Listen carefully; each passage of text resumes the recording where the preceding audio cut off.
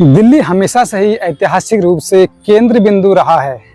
इसका अपना एक अलग इतिहास है। दिल्ली आज भारत की राजधानी है। महाभारत काल में धर्मराज युधिष्ठिर ने इंद्रप्रस्थ नाम से इस नगर को बसाया था। आगे चलकर यही इंद्रप्रस्थ दिल्ली के नाम से विख्यात हुई। नमस्कार दोस्तों, मैं हूं आपका होस्ट जय रावत। स्वागत है आपका हमारे चैनल मीट टू एक्सप्लोर में। अभी हम हैं देश की राजधानी दिल्ली में और हमारे इस दिल्ली सीरीज में हम एक्सप्लोर करने वाले हैं दिल्ली के कुछ खास अनएक्सप्लोर्ड लोकेशंस को और उनसे जुड़ी रोचक और ऐतिहासिक घटनाओं को। दिल्ली सीरीज का ये पहला एपिसोड है और हमें उम्मीद है आपको ये पूरी सीरीज बहुत पसंद आने वाली है। तो दोस्तों, आज के एपिसोड को अंत तक जरूर देखें और प्लीज़ चैनल को लाइक, शेयर और सब्सक्राइब जरूर कर लें ताकि हमारे आने वाले सीरीज का आपको अपडेट मिलता रहे।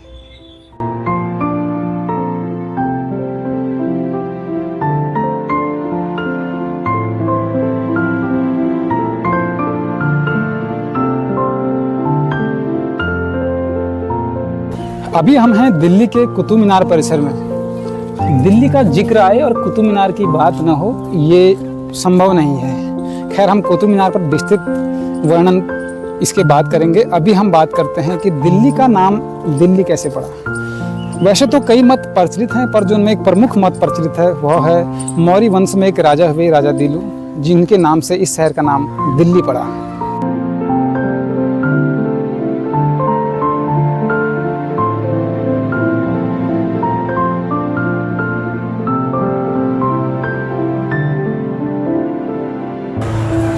दिल्ली को महत्व तब मिला जब 12वीं शताब्दी में राजा अनंगपाल तोमर ने अपना तोमर राजवंश लाल कोट से चलाया, जिसे बाद में अजमेर के चौहान राजा ने जीतकर इसका नाम किला राय पिथौरा रखा। 1192 में जब पृथ्वीराज चौहान मोहम्मद गौरी से तराइन के दूसरे युद्ध में पराजित हो गए थे, तब गौरी ने अपने एक दास को यहाँ का शासन संभालने हेतु नियुक्त किया।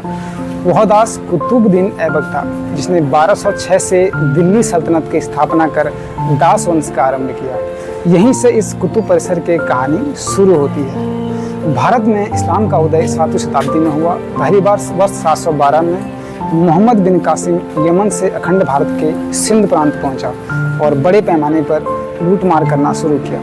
फिर कई आक्रांत आए, जिनमें मोहम्मद गौरी ने 1175 से 1205 तक लगातार भारत पर कई आक्रमण किए। लेकिन तराइन का जो द्वितीय युद्ध था वह भारत के इतिहास में नासूर साबित हुआ और राजा पृथ्वीराज चौहान की हार के बाद आक्रांताओं का एक कालखंड शुरू हुआ, जिसका गवाह बना कुतुब मीनार।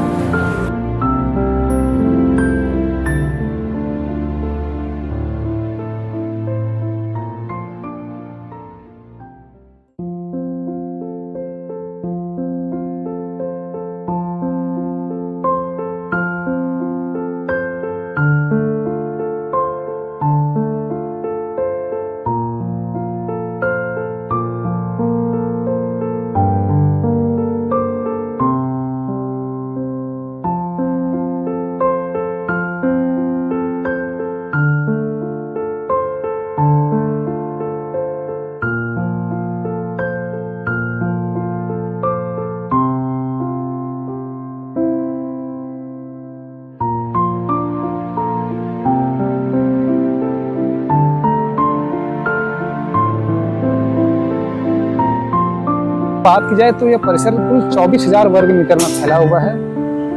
कुतुब मीनार को जो बनने की जो पीछे की कहानी है, अफगानिस्तान में स्थित जाम की मीनार से प्रेरित होकर और उससे आगे निकलने की इच्छा से दिल्ली के प्रथम मुस्लिम शासक कुतुबुद्दीन ऐबक ने 12वीं शताब्दी में मीनार का निर्माण आरंभ कराया, परंतु केवल इसका आधार ही वो बना पाया और उसकी मृत्यु हो गई। उसके उत्तराधिकारी इल्तुतमिश ने इससे 3 मंजिलें और बढ़ाया और फिरोज शाह तुगलक ने 5वीं और अंतिम मंजिल बनाई।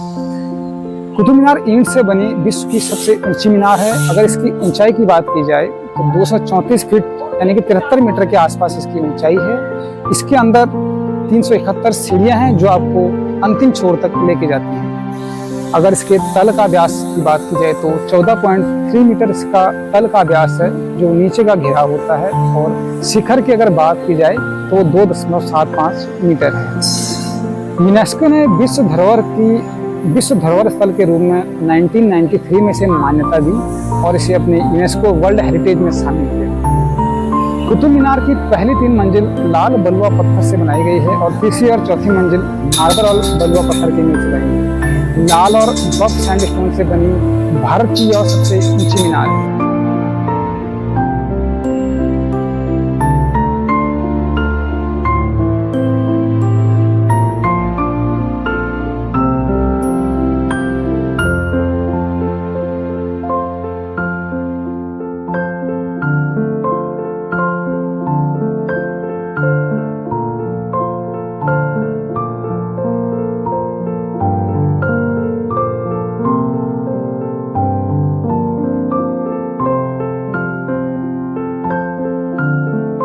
इतिहासकारों का एक मत यह भी है कि इस मीनार को बनाने से पहले यहाँ 27 हिंदू और जैन मंदिर हुआ करते थे। दिल्ली विजय के उपलक्ष्य में इन 27 मंदिरों को तोड़कर इस किले का निर्माण किया गया। इतिहासकारों का एक वर्ग मानता है कि कुतुब मीनार विष्णु स्तंभ था, जिसका निर्माण 5वीं शताब्दी में गुप्त सम्राट विक्रमादित्य ने किया, और इसको बनाने के पीछे का जो कारण था वो सूर्य और नक्षत्रीय अध्ययन था। इसलिए इस मीनार में 25 इंच का झुकाव दिखता है। मेरे पीछे आप देख रहे हैं कि मीनार के दरवाजे अभी बंद हैं। कुछ साल पहले तक कुतुब मीनार में आम लोगों की जो एंट्री हुआ करती थी वो अलाउ था।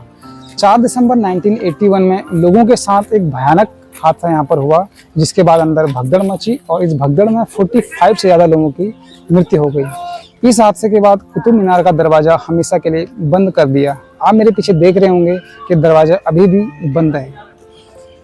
14वीं और 15वीं शताब्दी में कुतुब मीनार को बिजली गिरने और भूकंप से काफ़ी नुकसान पहुंचा, और 1803 में आए एक भूकंप ने कुतुब मीनार को फिर से नुकसान पहुंचाया था।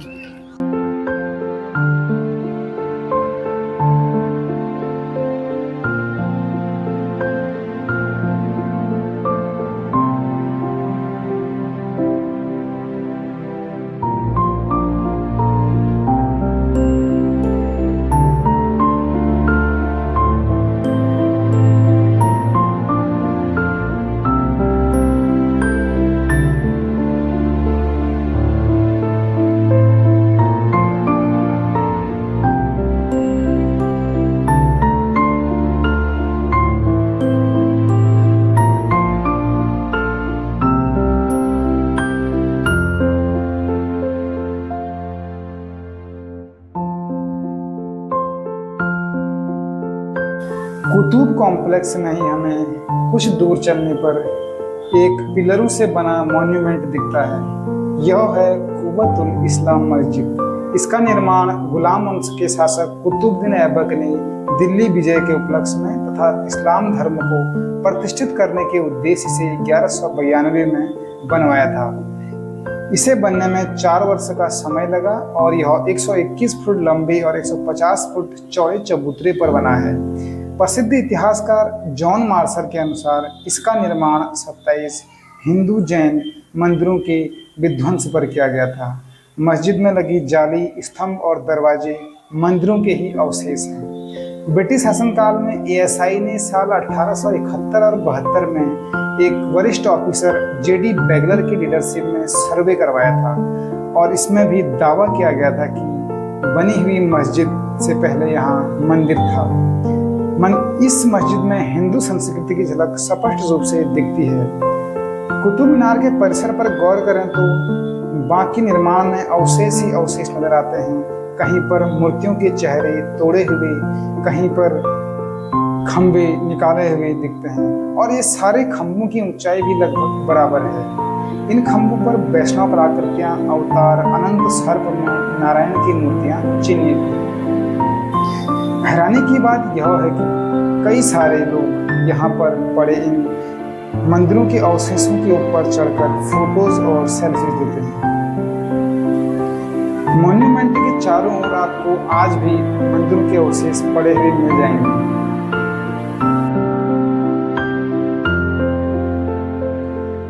कुतुब कॉम्प्लेक्स के बीचों बीच हमें एक लोहे का स्तंभ नजर आता है। यह लौह स्तंभ हजारों साल से जंग लगे बिना विभिन्न संघर्षों का मुंह गंवा रहा है और राजपूत वंश के गौरव और समृद्धि की कहानी को बयान करता है। लौह स्तंभ कुतुब परिसर का नहीं है, ऐसा लगता है यह किसी अन्य स्थान से यहाँ पर लाया गया है। इतिहासकारों का मानना है तोमर राजा अनंतपाल द्वितीय इसे मध्य भारत के उदयगिरी नामक स्थान से लाए थे। लौह स्तंभ इसका इतिहास भी बहुत रोचक है। इस स्तंभ का निर्माण चंद्रगुप्त द्वितीय ने 375 ईस्वी के दौरान कराया था। इस स्तंभ की जो लंबाई है वो 23.8 फीट है और जिसमें यह 3.8 फीट जमीन के अंदर है। इसका जो कुल वजन है वो 600 किलो से ज्यादा है। इस स्तंभ पर खुदे अभिलेख में से ताकतवर राजा चंद्र द्वारा ध्वज स्तंभ के रूप में विष्णुपद की पहाड़ी पर बनाए जाने का जिक्र है। ताकतवर राजा की पहचान आमतौर पर गुप्त साम्राज्य के चंद्रगुप्त द्वितीय के तौर पर की जाती है। एक हैरानी की बात है कि करीब 1600 सालों बाद भी इस लौह स्तंभ में जंग नहीं लगा है, जो प्राचीन भारत की इंजीनियरिंग का कौशल का एक प्रमाण है। माना जाता है कि इसे मध्य प्रदेश के विदिशा स्थित भगवान विष्णु की पूजा से जुड़ी उदयगिरी गुफाओं से बाहर लगाया गया था, जहां से 11वीं शताब्दी में तोमर राजा अनंगपाल इसे महरौली ले आए। जब हम कुतुब कॉम्प्लेक्स से बाईं दिशा में चलते हैं तो सामने एक अर्धनिर्मित मीनार नुमा मॉन्यूमेंट हमें दिखाई पड़ता है। ये है सामने अलाई मीनार। दक्कन के अभियान में जीत के जश्न को यादगार बनाने के लिए खिलजी ने 1311 ईस्वी में अलाई मीनार का निर्माण शुरू किया। इससे पहले उसने कुव्वतुल इस्लाम मस्जिद के बाड़ू का आकार भी बढ़वा दिया था। वह चाहता था कि अलाई मीनार का निर्माण ऐसे किया जाए जो कुतुब मीनार से भी श्रेष्ठ दिखे। अभी इस मीनार का निर्माण का पहला तल भी पूरा नहीं हुआ था। 1316 ईस्वी में उसकी मौत हो गई। खिलजी के उत्तराधिकारी ने इस मीनार के निर्माण में रुचि नहीं दिखाई। उसके हारने के कारण दिल्ली सल्तनत एक बार फिर से तुगलक वंश के अधीन हो गई। इस तरह से अलाई मीनार अर्धनिर्मित रही और आज भी यह ऐसे ही है। तो कैसा लगा आज का ये एपिसोड, कमेंट सेक्शन में जरूर बताएं।